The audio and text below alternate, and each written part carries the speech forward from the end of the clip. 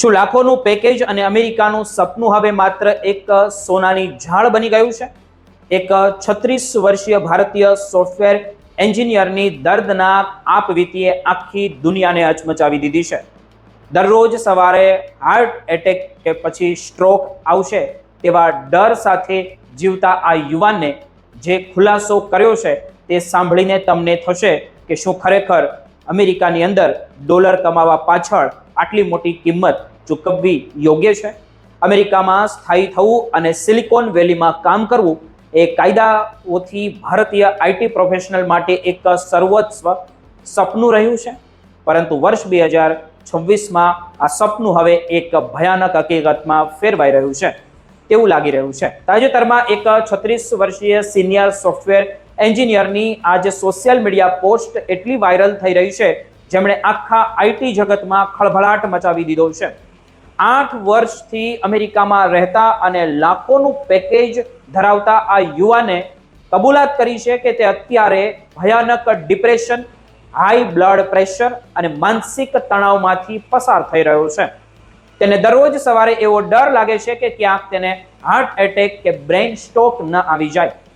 આ કિસ્સો માત્ર એક વ્યક્તિની કહાની નથી, પરંતુ અમેરિકામાં વસતા લાખો ગુજરાતીઓ અને ભારતીયોની બદલાતી જતી પરિસ્થિતિનો ચિતાર છે, જેને આપણે અમેરિકન ડ્રીમ કહેતા આવ્યા છીએ.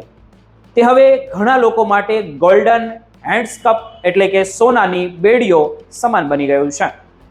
આ પરિસ્થિતિ પાછળ 3 મુખ્ય કારણો જવાબદાર છે: આર્ટિફિશિયલ ઇન્ટેલિજન્સનો વધતો પ્રભાવ, અમેરિકાની કડક ઇમિગ્રેશન પોલિસી અને વર્ક કલ્ચરમાં વ્યાપેલી ઝેરીલી હરીફાઈ.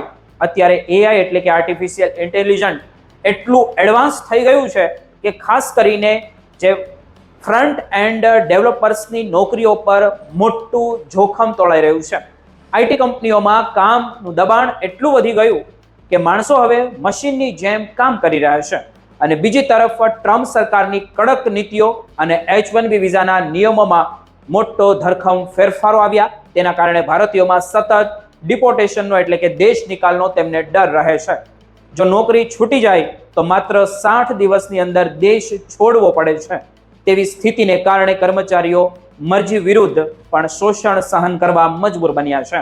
આ માનસિક દબાણને કારણે હવે ગ્રેટ ઇન્ડિયન ઘર વાપસીની શરૂઆત થઈ છે. ભારત પરત ફરી રહેલા આઈટી પ્રોફેશનલનું એવું માનવું છે કે ડોલર કરતા જીવ અને પરિવાર વધુ મહત્વના છે. વર્ષ 2026ના આ આંકડા મુજબ ટેક સેક્ટરમાં મોટા પાયે છટણી થઈ રહી છે અને તેમાંથી અડધી નોકરીઓ એઆઈને કારણે ગઈ છે. અમેરિકામાં વિઝાના નામે જે માનસિક ગુલામી ભોગવવી પડે છે તેના કરતા ભારતના બેંગલુરુ, હૈદરાબાદ, પુણે, અમદાવાદ, સુરત જેવા શહેરોમાં કામ કરવું હવે લોકોને વધુ સુરક્ષિત લાગી રહ્યું છે. ભારતમાં ભલે પગાર અમેરિકા કરતા ઓછો હોય, પણ અહીં મળતું સામાજિક સમર્થન, પરિવારનો સાથ અને માનસિક શાંતિ પ્રોફેશનલ્સને આકર્ષી રહી છે. અને નિષ્ણાંતોનું એવું કહેવું છે કે જો તમારો મોટો પગાર તમારા સ્વાસ્થ્યના ભોગે આવતો હોય તો તે નુકસાનનો સોદો છે. પરત ફરી રહેલા ભારતીયો હવે રિટાયરમેન્ટ પ્લાનિંગ અને આર્થિક રોકાણ સાથે ભારત આવી રહ્યા છે, જેથી તેઓ અહીં માનભેર જીવી શકે. આ ઘટનાએ સાબિત કરી દીધું છે કે હવે સમય બદલાઈ રહ્યો છે અને ભારતીય ટેલેન્ટ હવે વિદેશમાં લૂંટાવાને બદલે પોતાના દેશમાં રહીને શાંતિથી જીવન જીવવાનું પસંદ કરી રહ્યા છે. જીવનના અંતિમ પડાવે પસ્તાવો કરવા કરતા સમયસર લીધેલા આ નિર્ણય ઘણા લોકો માટે નવું જીવન લઈને આવ્યો છે. તમારું આ વિશે શું કહેવું છે તે કોમેન્ટ કરીને જરૂર જણાવજો.